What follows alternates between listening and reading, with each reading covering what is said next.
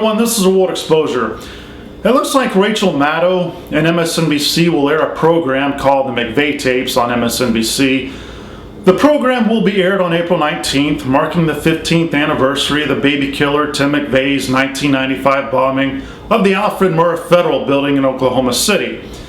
Now, the trailer for MSNBC's program has a narrator saying, 15 years later, can McVeigh's words help us understand today's anti-government extremists? So it's going to be interesting to see if this will be a piece of propaganda comparing Tea Partiers to people like Tim McVeigh. Now, we all know that MSNBC continues day in and day out to suggest that the people at these tea parties could have the potential to take those kinds of actions. And MSNBC, day in and day out, also continues to try and paint the people at these tea parties as racist. Now, I read Tim McVeigh's book not long before he was executed, and he was indeed a white supremacist. So MSNBC might try to make that link as well. The people at these tea parties are sick of big government, but just because they're protesting does not mean they're going to carry out violence. These large tea parties could even actually be good in a way for people to help keep themselves in line while we're facing bigger and bigger government. Now, I'm not saying that MSNBC is going to make this kind of a link, and I pray to God that they do not.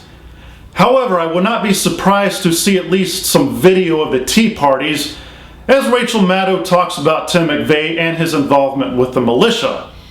Now, I certainly hope Rachel Maddow on MSNBC does not use this anniversary date of the Oklahoma City bombing to push such a possible piece of pathetic propaganda. McVeigh bombed a federal building with men, women, and children.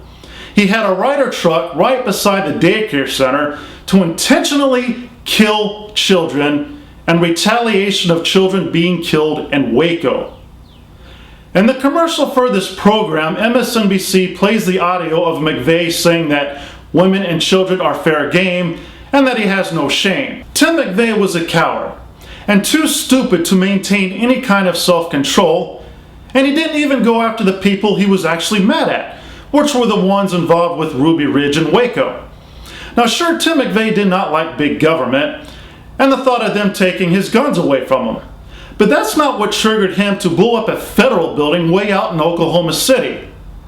I certainly hope MSNBC does not use these audio tapes to try and make a comparison with the people at tea parties on the very day we should be remembering the 168 lives that were lost in this cowardly act of terrorism.